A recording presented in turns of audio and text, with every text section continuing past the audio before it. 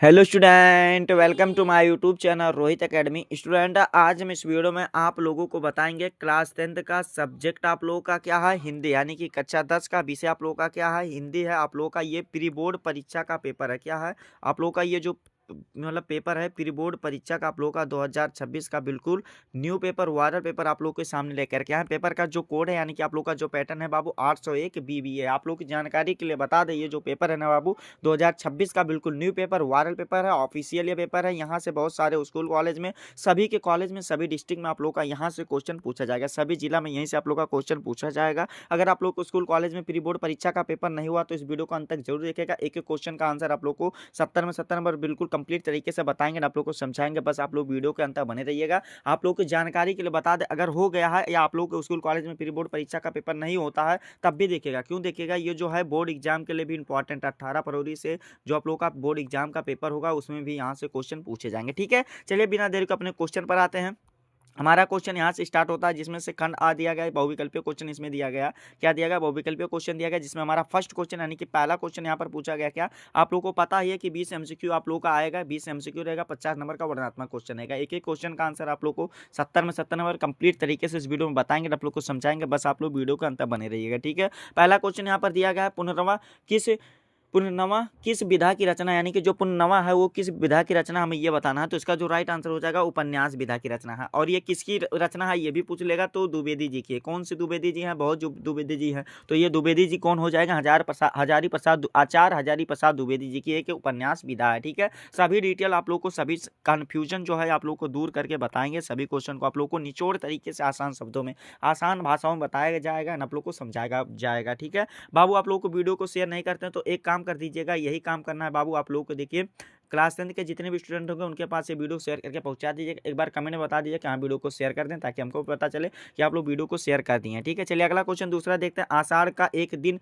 के लेखक है, यानी कि आषाढ़ के एक दिन के लेखक कौन है, हमें ये बताना। तो इसका जो सही आंसर हो जाएगा, राइट आंसर हो जाएगा मोहन राकेश जी हैं, जो कि कौन सा ऑप्शन राइट हो जाएगा? हमारा डी वाला ऑप्शन राइट हो जाएगा। ये क्या हो जाएगा? आषाढ़ के एक दिन के नाटककार कौन है? मोहन राकेश जी हैं। और इसका जो ये है क्या है? नाटक विधा की रचना है। ठीक है, क्या है? नाटक विधा की रचना। फिर अगला क्वेश्चन दिया गया, शुक्ल युग को, यानी कि शुक्ल युग को काव्य के क्षेत्र में किस नाम से जाना जाता है, हमें ये बताना। तो इसका राइट आंसर हो जाएगा छायावादी युग के नाम से जाना जाता है।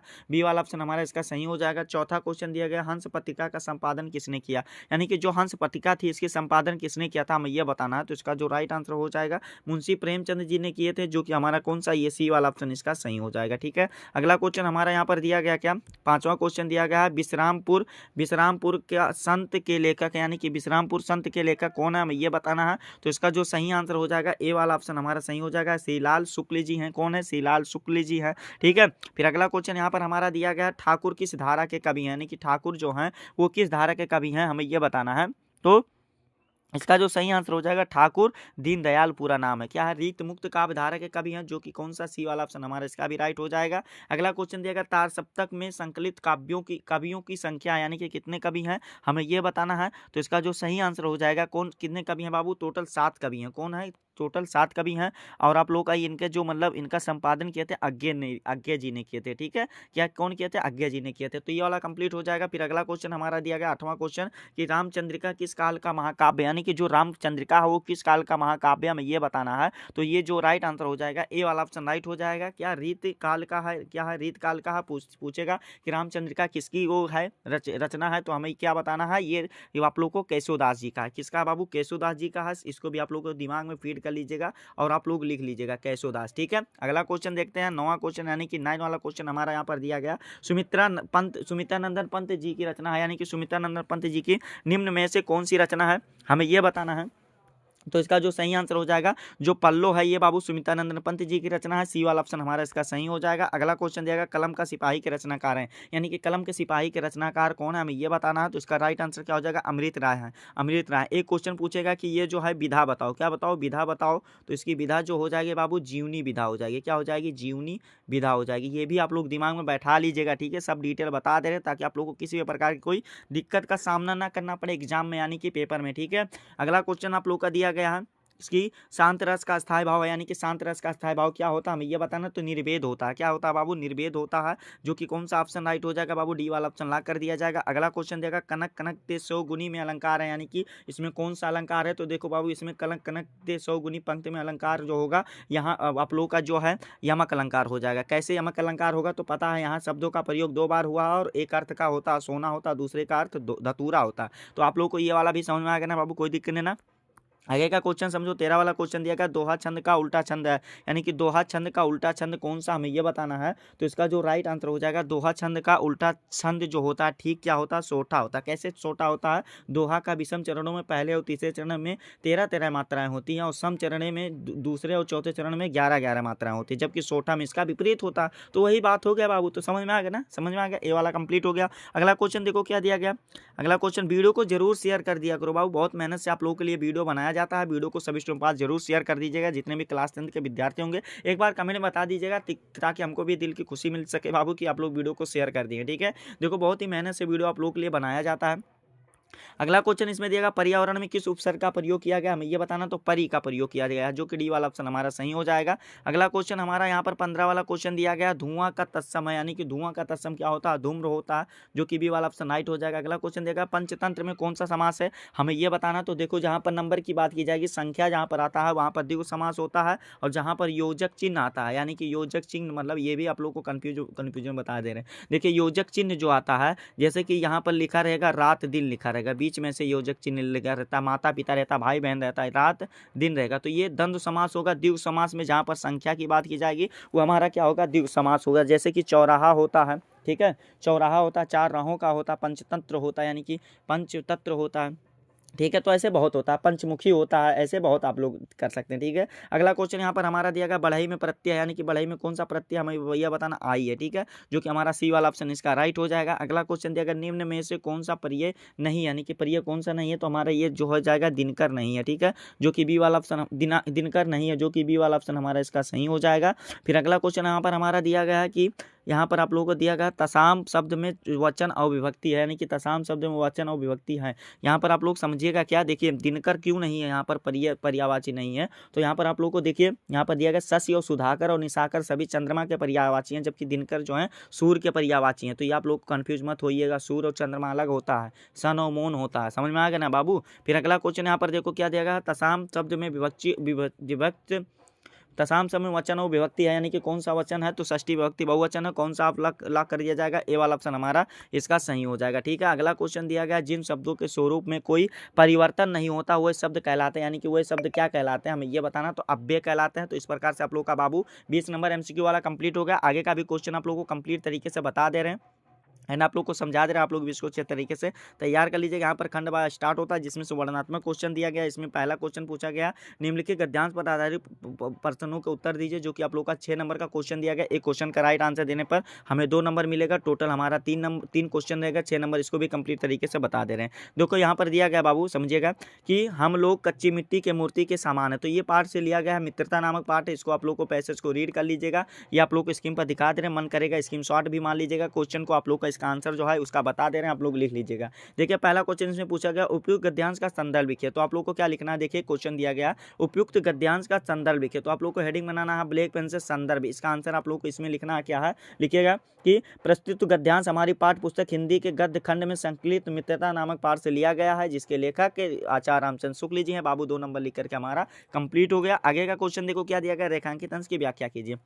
हेडिंग बना लेना है ब्लैक पेन से, रेखांकित अंश की व्याख्या। इसमें लिखना क्या है, लिखिएगा क्या कि लेखक का कहना है कि हमारी संगत का प्रभाव हमारे आचरण पर पड़ता है। ये बात सत्य है। ठीक है, जिस प्रकार सच्ची मिट्टी को किसी भी रूप में ढाला जा सकता है, उसी प्रकार युवा अवस्था में भी हमारा चरित्र भी अस्थिर होता है और हम दूसरों के प्रभाव को आसानी से ग्रहण कर लेते हैं। इसके लिए हमें अपने आचरण अच्छे मित्रों का चुनाव करना चाहिए। ठीक है, इस प्रकार से आप लोग को व्याख्या लिख करके 2 नंबर कंप्लीट हो गया। फिर आगे क्वेश्चन दिया गया कि इन लोगों की संगत हमारे लिए बुरा है हमें ये बताना है। तो इसका आंसर क्या लिखेगा, जो लोग हमसे अधिक दृढ़ संकल्प के हैं उनका साथ हमारे लिए बुरा है, क्योंकि हमें उनकी हर बात माननी पड़ती है। साथ ही ऐसे लोगों का साथ करना और भी बुरा है जो हमारी ही बात को ऊपर रखते हैं, क्योंकि तब हमारे ऊपर कोई दबाव या सहारा नहीं रहता। इस प्रकार से आप लोग का टोटल 6 नंबर यहाँ पर कंप्लीट हो गया। अथवा करके भी यहाँ पर क्वेश्चन दिया गया, अगर ऊपर वाला क्वेश्चन नहीं करना चाहते तो नीचे वाला भी क्वेश्चन कर सकते हैं। ईसा मनुष्य का चरित्र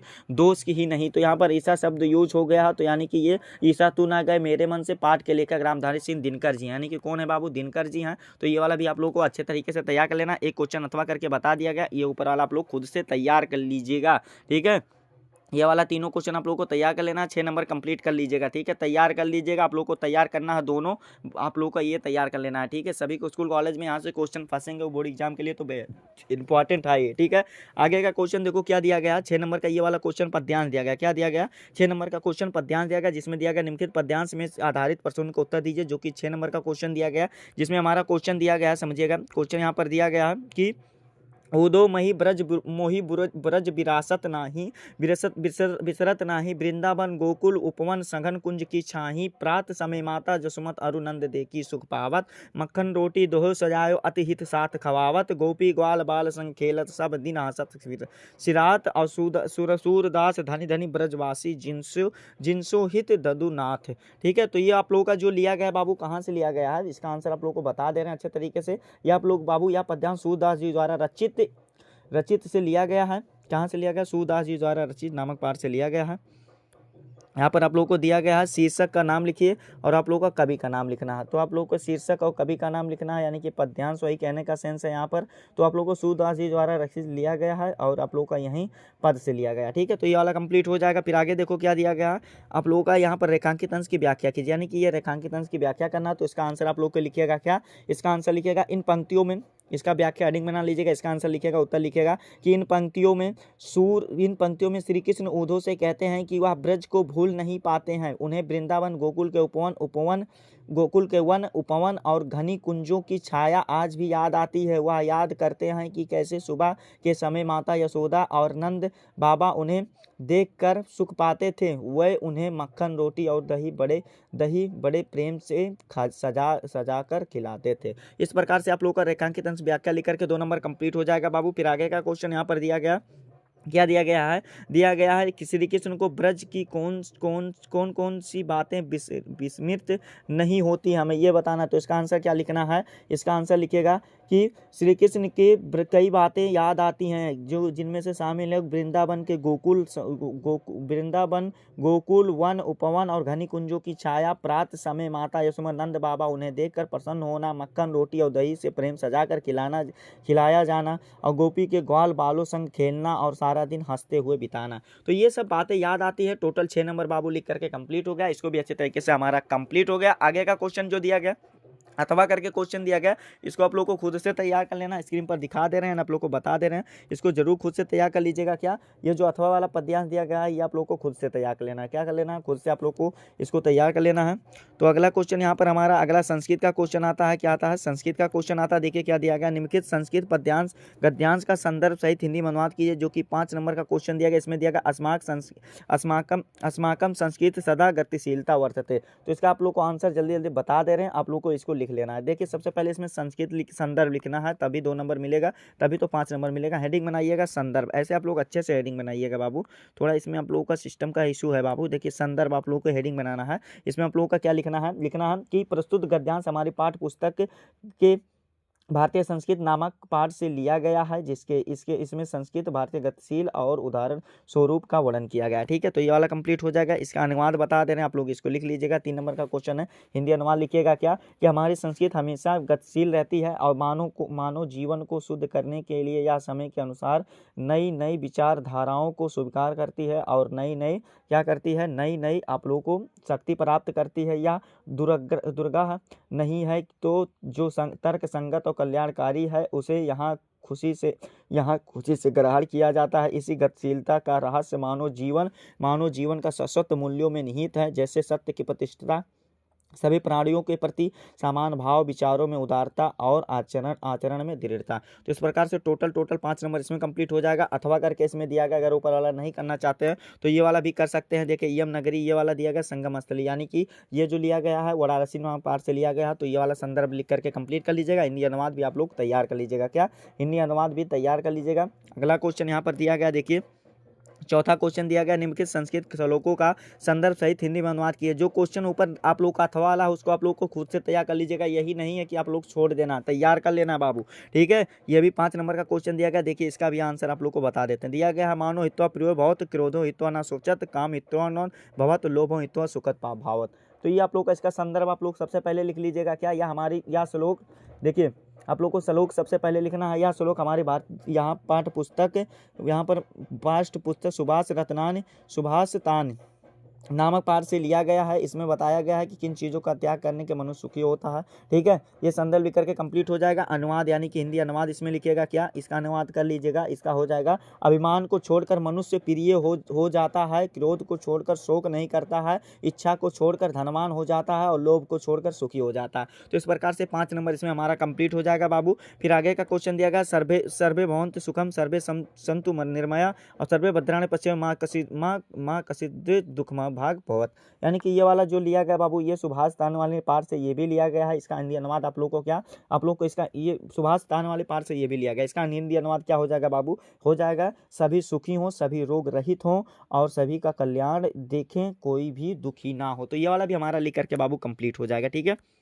5 नंबर ये वाला कंप्लीट हो जाएगा। फिर आगे का क्वेश्चन देखो क्या दिया गया। आगे का क्वेश्चन देखिए क्या दिया गया है, समझिएगा। आगे का क्वेश्चन दिया गया कि अपने पठित खंड काव्य के आधार पर क्या करना है, पठित खंड काव्य के आधार पर दिए गए प्रश्नों का उत्तर दीजिए। यानी कि आप लोगों को खंड काव्य के आधार पर दिए गए प्रश्नों में से किसी एक प्रश्न का उत्तर देना है, जिसके लिए 3 नंबर मिलेगा। तो इसको भी अच्छे तरीके से तैयार कर लेना। जो आप लोग को डिस्ट्रिक्ट में पढ़ना अनिवार्य रहेगा उसी के अनुसार इसको आप लोग को तैयार कर लेना है। देखिए क्या दिया गया, मुक्ति दूत दिया गया, ज्योति जवाहर दिया गया और आप लोगों का ये मेवाड़ मुकुट दिया गया। ऐसे आप लोग को जय सुभाष, अग्र पूजा, मातृभूमि कर दिया गया, करमवीर तुमुल दिया गया। तो जो आप लोग को डिस्ट्रिक्ट में पढ़ना होगा, जनपद पढ़ना होगा, उसी के अनुसार इसको आप लोग तैयार कर लीजिएगा। आगे का क्वेश्चन देखिए क्या दिया गया, समझिएगा बाबू। यहाँ पर दिया गया 6 का वाला दिया गया, निम्नलिखित लेखकों में से किसी एक लेखक का जीवन प्रतिशत उनकी प्रमुख रचनाओं का आप लोग को उल्लेख करना है। भगवत शरण वर्मा जी, भगवत शरण उपाध्याय जी दिए गए, डॉक्टर राजेंद्र प्रसाद जी दिए गए और रामधारी सिंह दिनकर दिए गए। और शुक्ल जी का यानी कि आचार्य रामचंद्र शुक्ल जी का हमारे तरफ से याद कर लीजिएगा, ये भी फंसेंगे। और प्रसाद जी का भी तैयार कर लीजिएगा, ठीक है। मोस्ट इंपॉर्टेंट ये है, इसको भी तैयार कर लीजिएगा। अगला क्वेश्चन हमारा दिया गया, कवियों में से किसी एक कवि का जीवन प्रतिशत उनके प्रमुख रचनाओं का उल्लेख कीजिए। 5 नंबर का क्वेश्चन दिया गया, गोस्वामी तुलसीदास जी दिए गए और आप लोग को सूरदास जी को हमारे तरफ से याद कर लेना, महादेवी वर्मा जी को तैयार कर लेना, ये भी फंसेंगे। 5 नंबर का क्वेश्चन है, ठीक है। अगला क्वेश्चन 7वां दिया गया, अपने पाठ्य पुस्तक से कथस्थ किया हुआ कोई एक श्लोक है जो इस प्रश्न पत्र में ना आया हो। 2 नंबर का क्वेश्चन है, तो इसको भी अच्छे तरीके से आप लोग तैयार कर लीजिएगा। अगला क्वेश्चन दिया गया है कि अपने निवास स्थान में मोहल्ले में समुचित सफाई के लिए उपयुक्त पदाधिकारी को एक पत्र लिखिए। 4 नंबर का क्वेश्चन, इसको भी अच्छे तरीके से आप लोग खुद से तैयार कर लीजिएगा बाबू। अगर नहीं होगा तो आप लोग कमेंट कर दीजिएगा, नेक्स्ट वीडियो आप लोग को पत्र लिखने वाला बता देंगे, ठीक है। अगला दिया गया, अपने विद्यालय के प्रधानाचार्य को शुल्क माफी यानी कि फीस कंसेक्शन यानी कि फीस माफी के लिए एक आवेदन पत्र लिखिए। 4 नंबर का क्वेश्चन है, तो इसको भी अच्छे तरीके से आप लोग तैयार कर सकते हैं। सेवा में प्रधानाचार्य महोदय सबने निवेदन है, स्कूल का नाम डाल देना पहले, सबने निवेदन है कि ऐसे ऐसे स्थिति है, आप लोग इसको इसी तरह से आप लोग लिख सकते हैं, ठीक है। अगला क्वेश्चन यहाँ पर देखिए क्या दिया गया। अगला क्वेश्चन यहाँ पर हमारा दिया गया है, यहाँ पर निम्नलिखित में से किन्हीं 2 प्रश्नों का संस्कृत में उत्तर देना है, जो कि कितना नंबर का दिया गया, 2 प्रश्नों का उत्तर संस्कृत में देना, जो कि 2 नंबर का क्वेश्चन दिया गया। इसमें क्या दिया गया है, देखिए पहला वाला क्वेश्चन दिया गया, भारतीय संस्कृति का विशेषता अस्ति, यानी किसका हो जाएगा, विविधताएं एकता अस्ति, ठीक है। तो इस प्रकार से यह आंसर हो जाएगा। फिर अगला हो जाएगा, मरणम मंडलम कुत्र भवत, तो मंडलम वाराणसीम भवत, यानी किसका आंसर लिखना है कि मरणम मंडलम क्या मृत्यु शुभ है, यानी कि कहाँ पर हो, तो वाराणसी में माना जाता है, ठीक है। फिर अगला हो जाएगा, अलक्षेंद्र सेनापति किम अधिसत, यानी कि अलक्षेंद्र तो इसका पूर्व राजा बंदी कृत्य, यानी कि अलक्षेंद्र यानी कि सिकंदर ने सेनापति को पूरा राज को बंदी बनाने का आदेश दिया था, ठीक है। फिर अगला दिया गया, असंतोषण का वर्धते, तो इसका हो जाएगा तीसरा हो जाएगा, यानी कि इच्छा या लालच बढ़ती है, यानी कि असंतोष से इच्छा या लालच बढ़ती है, ठीक है।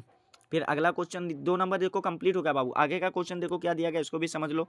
आगे का क्वेश्चन यहाँ पर दिया गया, निम्नलिखित में से किसी एक विषय पर निबंध लिखिए, जो कि आप लोग का 7 नंबर का क्वेश्चन दिया गया। जल संरक्षण पर दिया गया, मेरा प्रिय पुस्तक दिया, पर्यावरण प्रदूषण की समस्या दिया गया, स्वच्छ भारत अभियान दिया गया। तो इसको भी अच्छे तरीके से तैयार कर लीजिएगा, सभी टॉपिक पर जरूर तैयार कर लीजिएगा, ये हर साल हर बार पेपर में पूछे जाते हैं, ठीक है। ये 7 नंबर आप लोग का कंप्लीट हो जाएगा। फिर आगे का क्वेश्चन आप लोग का इतना ही क्वेश्चन था, जो कि आप लोग को कंप्लीट तरीके से बता दिया गया एंड आप लोग को समझा दिया गया। आप लोग को ये हमारा प्यारा सा लवली सा वीडियो कैसा लगा है, कमेंट करके जरूर बताइएगा। हाँ, अगर आप हमारे चैनल पर नए हो तो बाबू चैनल को आप लोग सब्सक्राइब कर लीजिएगा, बेल आइकन बटन दबा दीजिएगा। वीडियो को आप लोग शेयर नहीं करते हैं तो आपको एक ही काम करना है कि इस वीडियो को क्लास 10th के यानी कि कक्षा 10 के जितने भी स्टूडेंट होंगे उनके पास अधिक से अधिक जरूर वीडियो को शेयर करके पहुंचा दीजिएगा, ठीक है। और आप लोगों को चलिए मिलते हैं नेक्स्ट वीडियो में नेक्स्ट टॉपिक के साथ। तब तक के लिए जय हिंद, जय भारत, वंदे मातरम।